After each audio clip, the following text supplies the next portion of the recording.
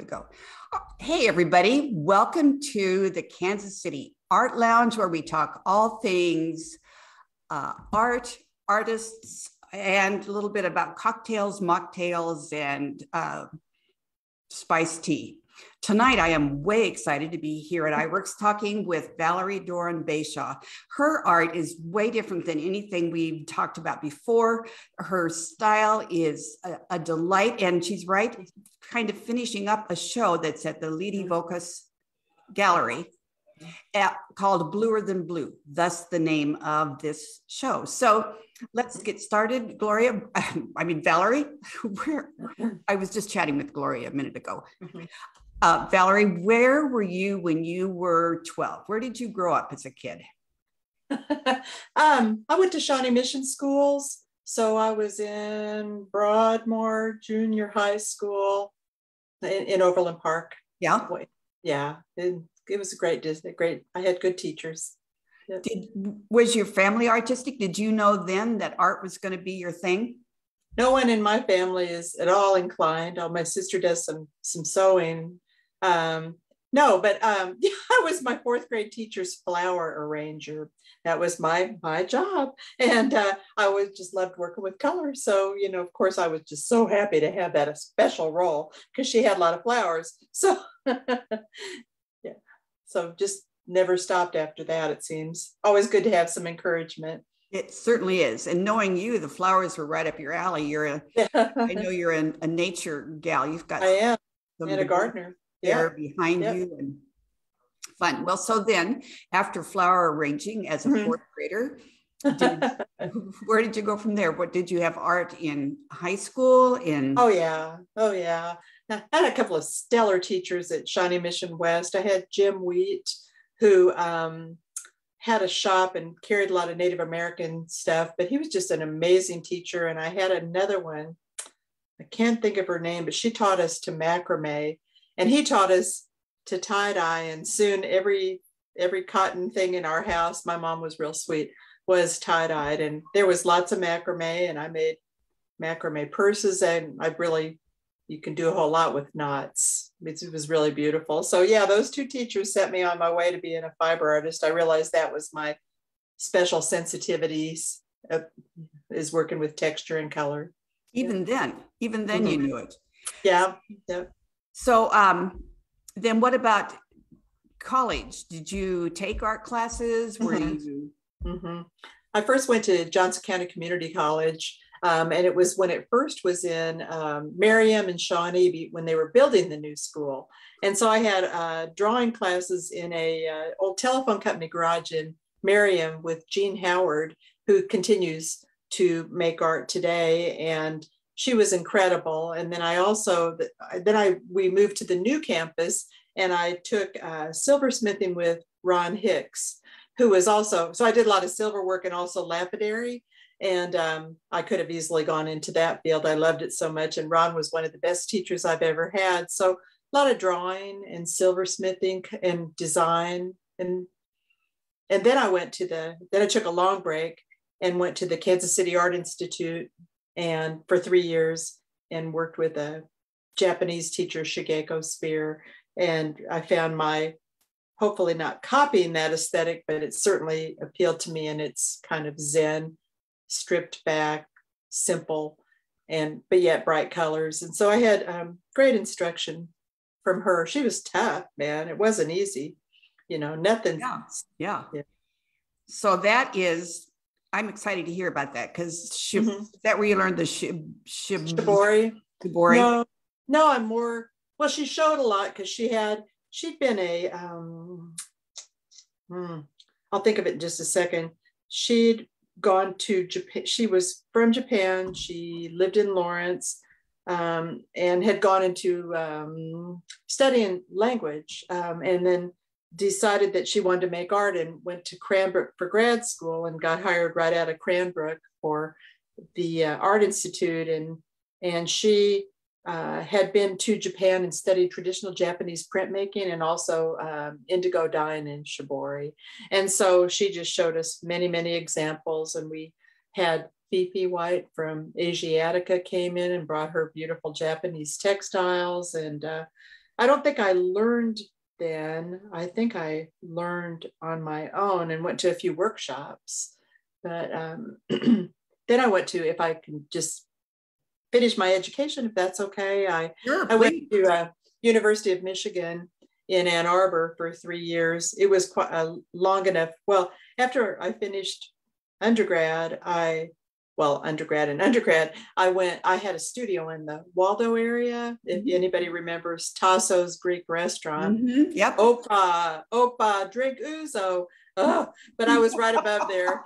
I didn't work on Friday and Saturday nights, but it was wonderful studio, wonderful space. And I did a lot of shows, local shows. And then I went to grad school, University of Michigan, after like an 8-year break, and studied with Sherry Smith. And that's when I learned to teach. And I think I'm self-taught with Shibori. Yeah.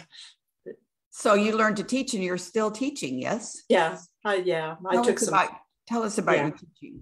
Oh, well, at U of M, they had a place called the Center for Learning and Teaching, and teaching research. And actually, I teach for metropolitan community colleges now. They have one also. I'm not developing classes. I teach for them, but I learned how to create a really lively classroom, how to engage students without, we've all had really incredibly boring teachers, right, that just drone on and have no enthusiasm. That's not really my personality. And so I gave myself permission to be lively and engaging. And it was great fun. And then after I got out of grad school and moved back to Kansas City, it was hard to come back because I love it up there so much. I taught for Kansas City young audiences for, I think 15 years as a visiting artist. And so went into schools all over Kansas City, teaching painting on silk and repeat pattern design, and about the molas or the moyas of the Kuna Indians in Panama. And I got to teach kids about some of the politics of colonialism, and it was really fun and really enlightening. So I've been teaching for a long time. So art has really been your day job always. Well, I worked at Andres. If you know Andres Confiserie Suisse, Andres at 50th and Main. Yeah, no. I worked for the Bollier family for, I think, 15 years also, or maybe 20. And the reason I work for them, besides the fact that their products are impeccable, is that they would let me offer teaching gigs with young audiences. They were so supportive. And we had musician on staff and another artist and creative people, and they right. It's nice to have a part-time job that was a great gig, working for nice people that were flexible. That's not so usual. So I've had other jobs, but the art thing is, I just can't leave it alone. I am still hung up on the Andres thing. This has been our go-to place for 40 years. I probably served you at the one on 50th and Main. Yeah, for sure. I probably served you lunch many times, my dear. Oh my golly, that is too much fun. Too much fun. Well, so let's talk a little bit about your show that's currently at Lady Vocus. I saw it the other day and was just blown away. Thank you. Thank you. So if those of you watching, it still will be up until the 29th, I believe. I'm taking it down the 30th in the late afternoon. Yeah, so they're open Thursday, Fridays, and Saturdays from 11 until 5. And I hope that people get in to see it. It's the culmination of 2 years of experimenting and making tons of mistakes.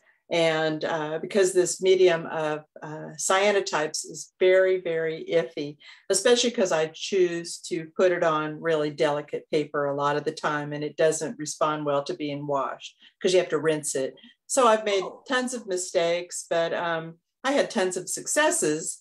You have to rinse the cyanotype solution off the paper after it's been exposed. But I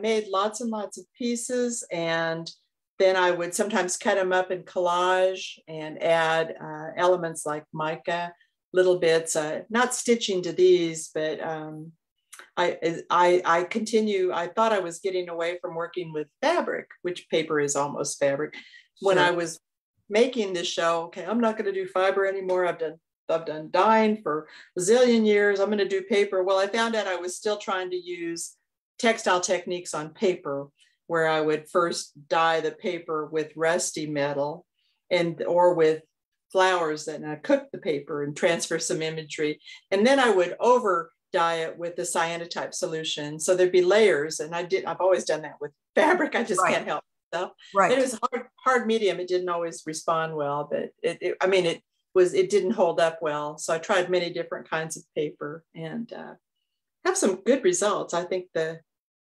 work is presented well. It comes. It's beautiful. Thank you. Comes from the heart. It's 2 years. And a person that came to the show said, "What's with all these birds and moons? What's with all these?" And I said, "That's a good question. I guess we moved out to the country about 1.5 years, 2 years ago, and I get to see lots of birds and moons." And it's just a way of kind of meditating. The work is, a lot of my work is pretty quiet and peaceful and centering, and I've got commissions hanging in medical places. So it's kind of, because I think our world is just insanely overstimulated, busy. And so my work is the antidote for me, and I hope for people who like it. Oh, for sure. Sure. It is for sure. And I'm chuckling because nature, the idea of nature has always been part of your work, though, even always before you moved out. And some of your fabric pieces and embroidery pieces were also inspired by nature. Oh yeah. I've got a few examples here to show you whenever you'd like to see. So yeah. Any time. In fact, I have to tell you the story. We were on the phone the other day chatting. I'm telling our listeners, we were on the phone the other day chatting, and all of a sudden Valerie got all excited because there was a flicker. Yes. A flock of flickers, yellow chef flickers, and you were laughing your head off.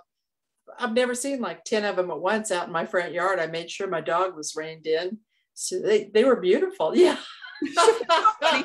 He's just all excited about this. And I totally understood it because we lived near a lake and some brush. I thought you did. We get way excited about the 8 deer that come into our yard. We've watched them all, these 3 generations growing up. And the other day, the little teenage buck came out with all of his antlers, and we were nature is a thing. Well, do you happen to have a cyanotype with you? Yeah, because I know nothing. Just happened to. So I don't have any idea what that is. And when you say solution, oh, beautiful. This is a blueprint. It's a couple of layers of prints. You coat paper with the 2-part light sensitive solution. You do it in a dark room. And then I lay different stencils on it. And I even brought a few to show you. Okay. And then expose it to the sun. So this has been exposed a couple of times, but, and this is a real nice, it's a watercolor paper, which was easier to work with. These are pieces I haven't mounted yet. Here's a piece in progress. I've been trying Japanese lace paper. This is some of the stuff that's very, very delicate. And it's rust printed and then a moon. But just to see if you can see the print. Fabric. Yeah, it is. It's a Japanese lace paper called washi, and it's very delicate and it's so pretty. So I've tried laying it on different colors, and it's delicate to handle. Here's another. And the birds, so the birds were all painted on clear acetate, basically. I found a paint that you could paint directly on plastic and have it not ball up. And the moon, but this was first probably rust printed. If you see it in person, you can see some browns, a little bit of color. Yeah, so I have that's all but I wanted to show, if I can, a couple of stencils. Bear with me here, Jen. Sure. So what I started out doing, and I continue to do, is maybe expose the paper one time and then add a layer over it. So here's an example of something I would lay on the sensitized paper, and then that what gets in the is in the light turns dark. I see. It's do you remember early blueprints that architects made? Those are cyanotypes. It's been around for quite a while. It's just been sort of resurrected by well, I'm more of the fine art kind of printmaker, but people have been working with cyanotypes for a long time. Here's one it's called Ruby Lith. It's a paper with a red film on it. You carefully cut into it and cut out the stencil. Sorry if there's reflection, but it's really hard. I have real strong hands, hard not to cut through all the layers. Oh my, yeah. Real thin, real pretty. And I just have a couple, but I thought they were pretty. Morning Glories. So wherever one in the show is like that, isn't it? A couple of them are. Those are where I kind of took a risk and tried printing directly on wood, and with varying degrees of success. My husband's in the woodworking industry, and he's actually in the wood finishing industry, and we tried playing around with this wood to make it more receptive so it would have a greater contrast, and never could be successful, and finally said forget it. But so here's the Ruby Lith. Some of the birds you've seen in my work, and just one more. Fun to see them. I love seeing it. I love showing them. So flower. So needless to say, I have a lot of pieces that I can continue doing these for a long time. Because you just do them in different layers, yes? Yeah, I can. So yep. So that's what I have in the blueprints. So well, talk a minute, please, about the rust printing, because I know you did a lot of rust printing on fabric too. So how does that look behind you? This piece behind me is a good example, because Joe's in the woodworking industry. I'm interested in kind of honoring that. He's in the commercial woodworking industry, but his family used to have a business called Overland Tool, which probably some of your viewers have heard of. They were in business for 40 years, selling materials for the woodworkers, from the hobbyists, the wood carvers, to the industry. And so I got a bunch of saw blades off of Craigslist and rusted them. And they'll print, metal will print. You have to sandwich it between fabric and spray it with straight vinegar. Yep. And the vinegar will oxidize the metal and it'll print. Now, sometimes it prints too much, and it can even, if you leave it too long, it'll tear the fabric. You have to rinse it, and it's not always real predictable. But this piece has which is probably really hard to tell from back there, but I've printed a bunch of saw blades, but then I also printed images of leaves, and up close there's gold stitching. And it's really, I'm very intrigued by the gold against the rust. And I think it's really beautiful. So, and then this is an old tablecloth, which I don't know if you can see it very well, but yeah, and Joe made these beautiful frames for me out of thin poplar that I painted. So it makes for a nice presentation. I am going to go get one of do you have the ducks? This is the one that I love.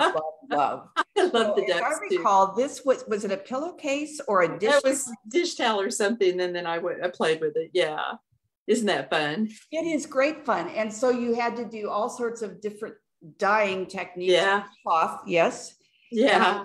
And I love how you can see the little edging here, but you must have pulled part of it over. And then, as I recall, there's the gold thread. But as I recall, it was embroidered. And then I got it, and you took out all of the embroidery. No, I just went on. Well, maybe I just went on top of it with the thicker gold. I don't know, whatever. But that was fun. I thought that was a gift for someone. I kept it. It was going to be a gift for someone, and then I thought, this is going to be mine. Very, very special. Very special. you mind if I show you one that's kind of related to that? Perfect. The piece that I have here. This was from that same series that I did, and it's called, and I wish you could see it better, but it's called Blue Skies Smiling at Me. And it's an old table or pillowcase. And so I rust printed the sun, and there's pink sequins all around it. And then I embroidered over the deer, and the frame, which probably doesn't, I don't know how much it shows. It's this luminescent pink. Anyway, I really like this piece. I Smiling at Me. Yeah. I think when I saw it, it wasn't framed yet. I know, but probably wasn't. I love that. Thank you, me too. It's one of my favorites. I have it in my house. If it would find a home, that'd be fine, but sometimes you get really attached. Oh, I can't imagine. I can't imagine.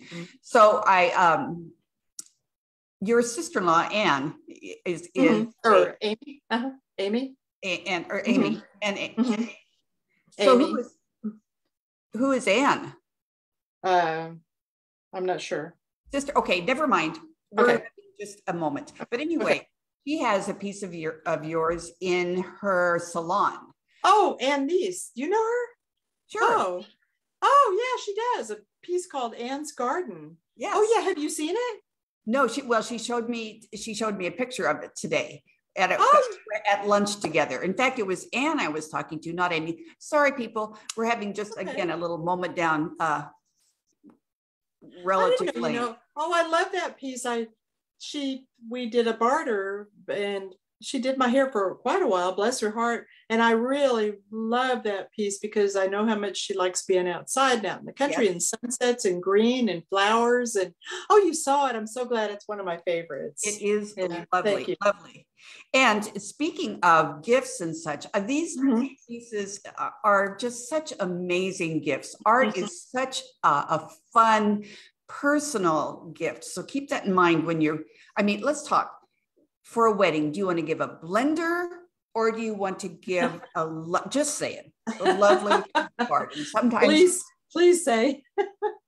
And sometimes sometimes it's surprising. There's not a big amount of difference in price, and you're going to have art forever, and the dang blender is going to break at some point. So just saying, remember art as gift. As good plug. So, do you have anything else we should see? Sure. I did a series that this piece I did. This is Shibori dyed. Oh, I love that. This piece is called Free Tibet because I'm a admirer of His Holiness the Dalai Lama, and it's Shibori dyed. It's a real nice quality silk that I gathered and dyed and bleached and dyed, and so the red is just super vivid. And then there's gold stitching, much gold stitching, because the imagery made me the red didn't mean anything except that it looked like mountains, right? Whether it was red or the Himalayas. But then I mounted it on some yellow silk, and then I looked and I found some sari fabric from India. Yes, some sari, a little bit of metal in it, and then Joe made a nice frame for me. So it's a really one of my favorite pieces. So Free Tibet, if only that would happen. Right. Right. And then this is a piece, and it's, again, you can't really see it all, but it's called Open the Window, and it's breast printed and printed with these Indian, they're called chops, TJAPS. They're the stamps that they use on, remember the old India prints? Yes. The India prints. They're chops that I printed on. And then I've also just done a lot of embroidery on them and metallic threads. And excuse me, this frame is again, the light washes it out, but it's a luminous green metallic, beautifully framed by my talented husband. Yeah. So I really love this piece. Thank you. I've got, can I just keep showing a few things? You can. You're your internet connection out there in the hinterland is it fading? Darn. It's all right. We can still see them. It does come and go.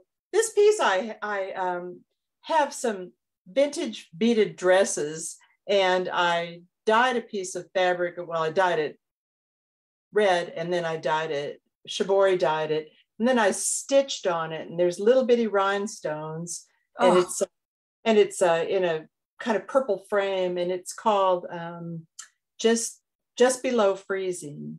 And if you could see it in person, it's very much full of personality. There's a rhinestone, and much stitching, and I tied it in with this cool piece of beaded dress that has rhinestones and pearls on it. So this is I love this piece. the amount of work, Valerie, that goes into those pieces just blows my mind. The creativity and how you see all of that before you ever even get started. We have time for a couple more. Do you have anything else? Yep, I got one more, a little bit more. Yeah, one of my friends, I sent her a piece of artwork, and she said, she calls me B. She goes, B, I had no idea. This is a piece I did years ago that was influenced by my Japanese teacher, and it's called katazome, which is a Japanese paste resist, and you actually print one layer over another, but you print them both at the same time. So this is a Japanese technique that I learned. I haven't done it since, but it's really quite beautiful. I did a private commission for a home and 4 of these panels. And then I do have other commissions, like in KU Med Center and Kansas City, Kansas Community College, and in some insurance companies and private homes and hair salons. And again, mm-hmm.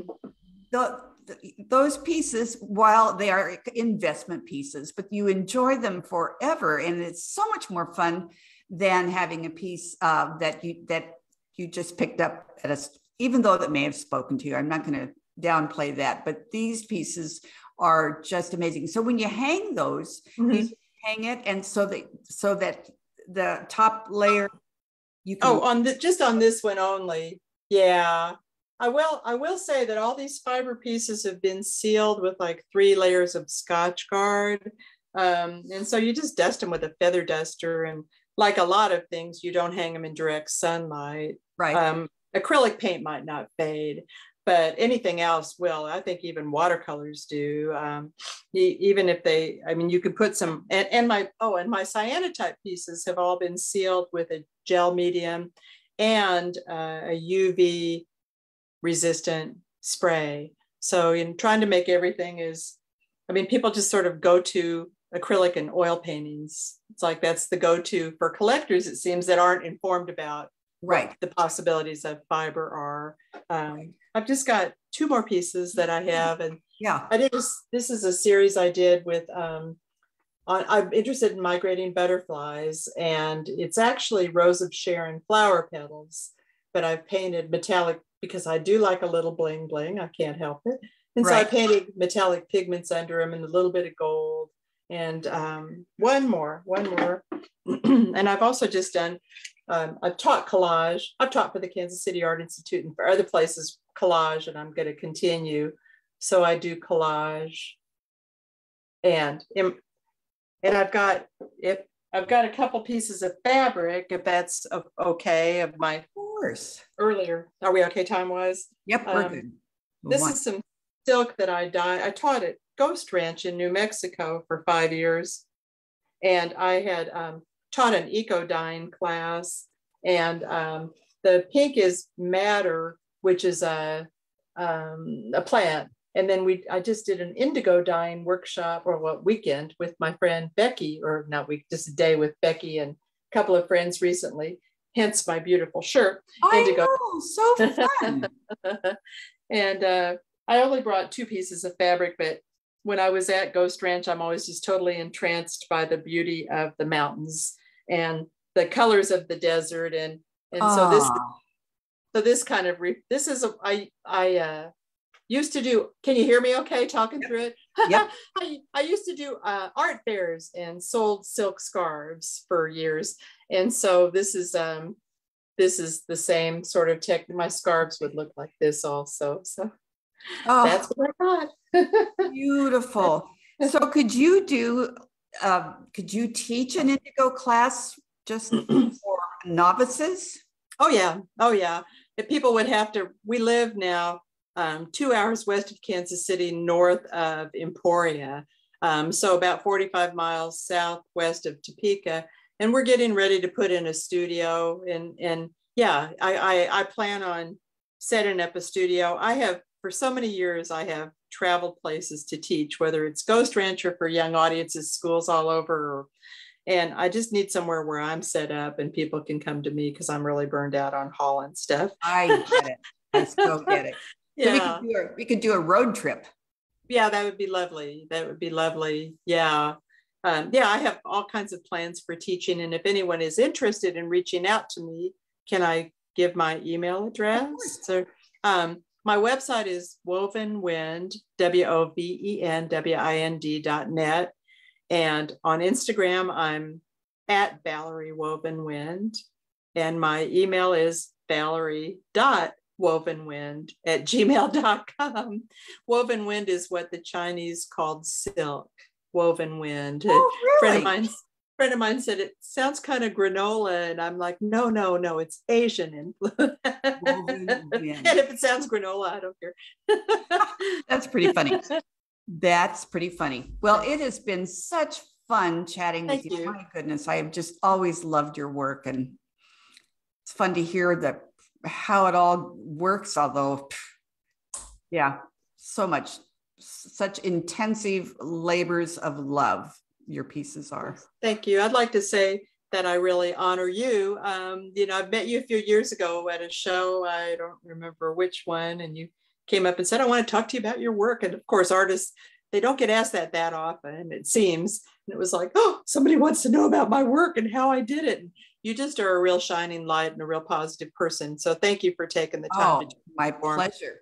I think it was at a Kansas City Artists Coalition. Maybe it was the benefit auction, or I don't remember, or River Market Regional, or I don't know. So we talk about artists and cocktails, mocktails, and so what are you going to do after what's your go-to drink?